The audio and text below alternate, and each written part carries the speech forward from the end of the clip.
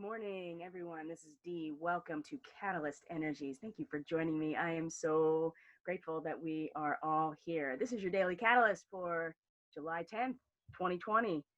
Let's get right into this chart here. We have our moon in Pisces, and guess what? Happy birthday to Nikola Tesla today. I am really hoping that I am able to fit in some time today to do a report about his chart. I think it's really fascinating, and there are a lot of synchronicities just based on a little bit of research I've already done. So, but with that being said, let's get right into today. We have a lot of stuff going on astrologically today. We have the moon in Pisces, is going to be finishing up her time in Pisces and moving into Aries by tomorrow. So what does that mean? Well, she has been in a trine to the sun overnight in Cancer, is already past Neptune in retrograde in Pisces. And from there, as you can see, is going to have very strong sextile to Jupiter retrograde in Capricorn, Pluto retrograde in Capricorn, and eventually Saturn retrograde in Capricorn. Also Pallas Athena retrograde in Capricorn. So this, when we get to the end of the Pisces archetype, we are getting to a point where we are so diffused, where we have so little personal power left because everything is like dissolving into a solution, right? It all becomes one amorphous, boundaryless mass. And so, especially with the moon, very easy to get into this space emotionally because the moon is that emotional, watery inner landscape of us, of each individual and personal experience. And when we're talking about these collective transits, we're also talking about the collective transit of the moon of all of us, the collective emotional and intuitive experience. So as we've been now with the rest of today, moving through the end of Pisces, yeah, we are still dispersing even more emotionally, connecting even more emotionally with the collective and everybody around us.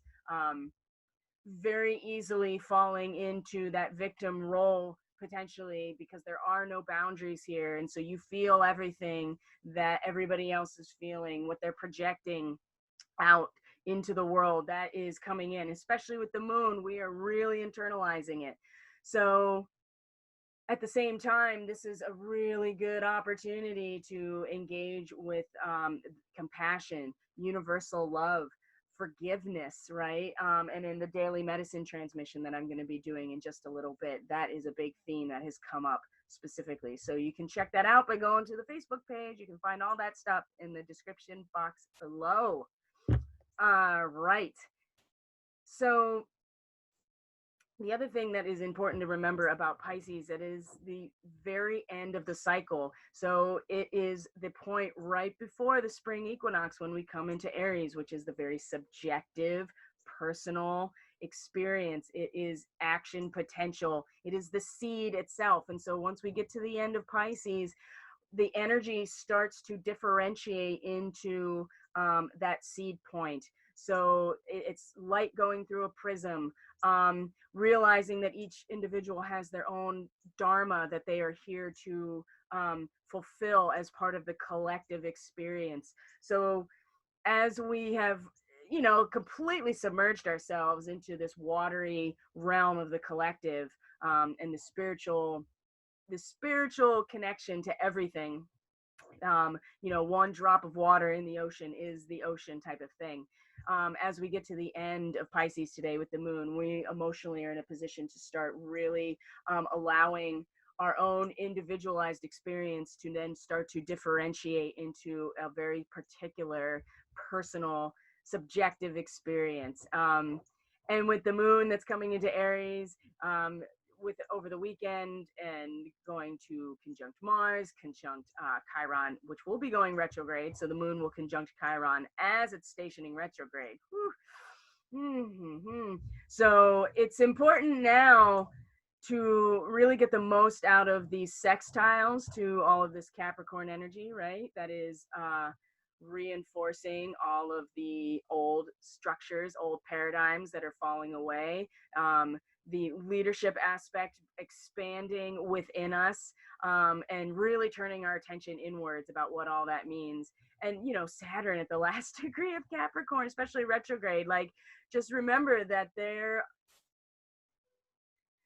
are aspects that we do not get around, right? That is the wall of karma. That is that is Newtonian physics. You know, there's no getting around the laws of nature, right? And no matter what, there's always going to be that aspect that gets played out.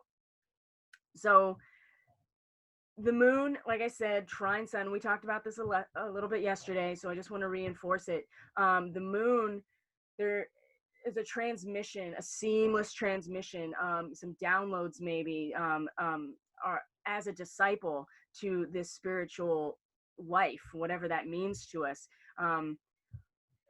19 degrees of Cancer is a priest performing a marriage ceremony. It is a sanctifying moment of the creative potential of the dualistic relationship, okay? And it's sanctified by whatever aspects of our culture, our institutional, social, religious, whatever, sanctifying this union of opposites, this union of duality. And so with the trine to the moon, that is representing a master, a guru instructing their disciples, it is the seamless transmission of the spiritual knowledge, because if it's not transmitted, it is lost forever. And so emotionally, I mean, this really came through, I think, in the dream state for a lot of people. And to keep in mind that whatever transmission happened, whatever spiritual investiture, right, that came from whatever guru, and that doesn't have to be a person. A lot of times, especially lately, you know, the role of the guru is maybe outside of material life. Ascended masters, experiences in and of themselves can be gurus, because what is a guru other than an individual or a figure that wakes you up, right? And so this is about like the individual awakening happening, like the spiritual knowledge being transmitted and being completely and utterly supported, being foundationally supported by the sun, which is the conscious masculine principle of our collective personality. As a planet, it is completely sanctioned in a very religious way. And I think this is a really good sign. This is incredibly beneficial and really beautiful energy. And after that, that was when the moon then was conjunct Neptune in retrograde. In this degree, this is about naive hope in some ways, and naive and innocent, not naive and ignorance, but naive, just there's an innocence here about it, and a trusting of our own senses and our own ability to you know, intuit what's happening, and to have a sense of surrender to God, essentially. However you want to identify source creator, there's a surrender to source creator and a willingness to trust this process of what is being offered. And so right from this trine, then the moon conjuncts with Neptune, and that really charged that. And you can really feel it. I think the last couple of days have been really rough, and today has been kind of a moment of, you can feel like the table, you know, the wheel is turning, and we are being emotionally, oh man, it is just a real opportunity to allow ourselves to surrender to source creator, surrender to this larger awakening process, and to internalize it, right? Neptune is definitely a much larger transpersonal experience, so it's affecting everybody. But when the moon is there, right, it is definitely a personalized experience. Sextiling, all of this stuff over here, Jupiter in Capricorn, right?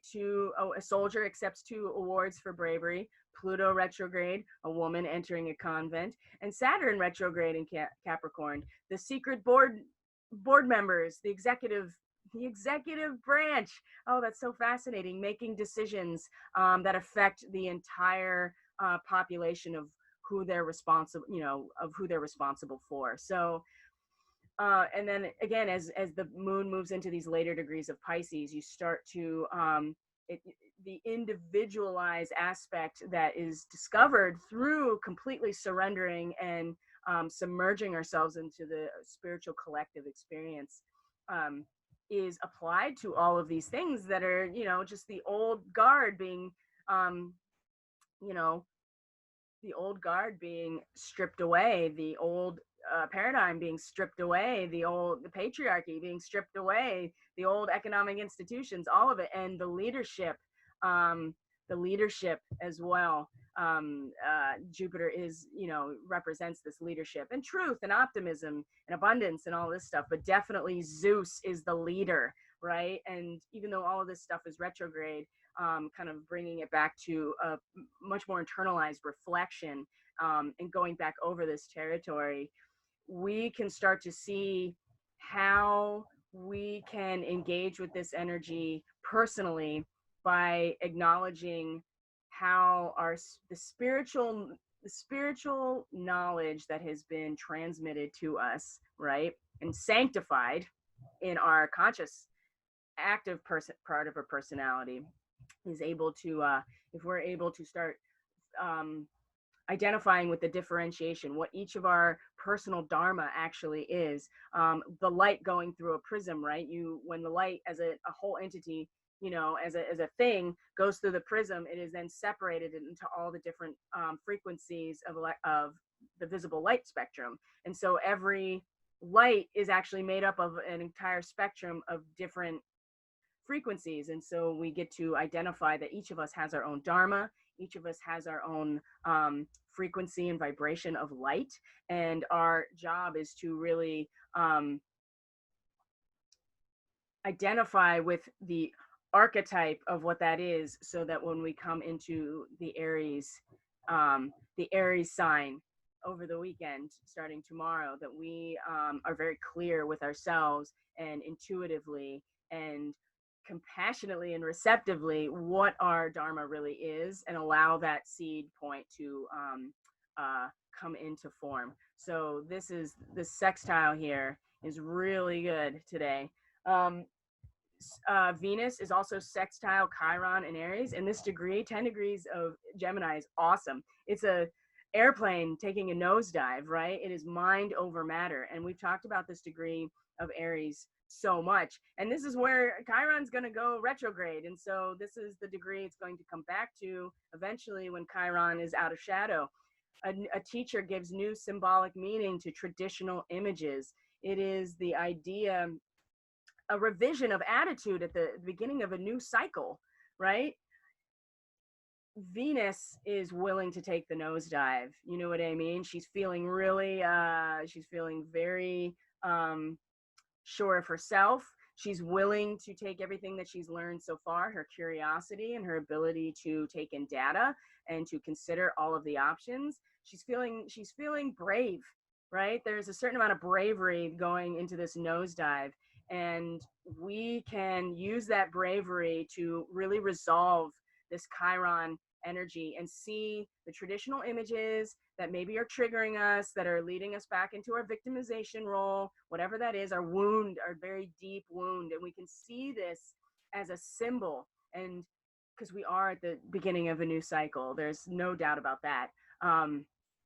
So Venus, especially, what does she value? What is valuable to her? What feels good to her? And she's, like I said, she's feeling pretty brave. She's feeling like, okay, I've gotten enough information at this point that I feel confident enough to challenge nature in some ways, right? Like mind over matter, like taking the nosedive. And I think if we're also feeling brave and also feeling confident and everything so far, we can absolutely use this as a chance to really help resolve the images that normally would trigger us into this wounding, and see the symbols that are allowing us to transcend that it's an opportunity to transcend and not something that we have to continue to reinforce over and over and over, right? As we keep focusing on it, then it's not going to, we're just going to reinforce it if we keep focusing on these traditional images and how they bring up our wounding.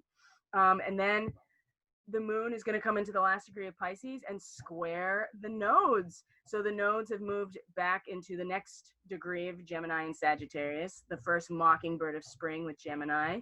And the symbol is ridiculous for 29 degrees Sagittarius, but I'm going to tell you what it is anyway. So it's a fat boy mowing the lawn in his suburban neighborhood, right? Social respectability. Like you gotta get out there and you gotta mow the lawn so that everybody's lawn looks the same and that you have this social, you know what I mean? You're creating this social respectability.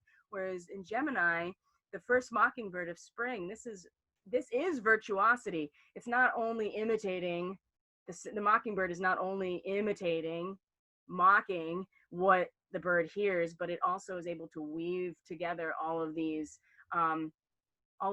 songs and sounds that it's imitating into its own song, right? And so collectively, our collective destiny here with our north node, our moon's north node, is about weaving all of these aspects into our own unique song. It's so beautiful. Whereas if we're gonna, the old paradigm here with the south node, the past lives, the old paradigm, what we need to let go of is maybe not focusing so much on what will give us social respectability, but focusing more on where we're headed, which is creating this beautiful song out of all of these patterns and things that we can weave together into our own beautiful song. It's so wonderful. It feels really hopeful right now. And as we move into the weekend, the moon is going to move into Aries. Here, let's just go forward a little bit. So when we're going to get there. Right. So here we go.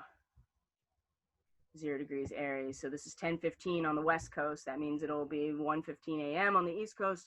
So as the day, comes to an end and transfers into tomorrow, depending on where you are, the moon will then move into Aries and then is going to do things like square Mercury in retrograde. And this is also tomorrow is when Chiron goes retrograde. So this Venus sextile Chiron today is really, really important because then stationing retrograde, Chiron's going to go back over all this territory and be like, you remember when all this stuff happened that triggered all of your victimization and your personal deep wounding? Well, we're going to go back over that again. So, and this is where Chiron's going to come out of shadow much later. So just keep that in mind today with Venus. Like it's,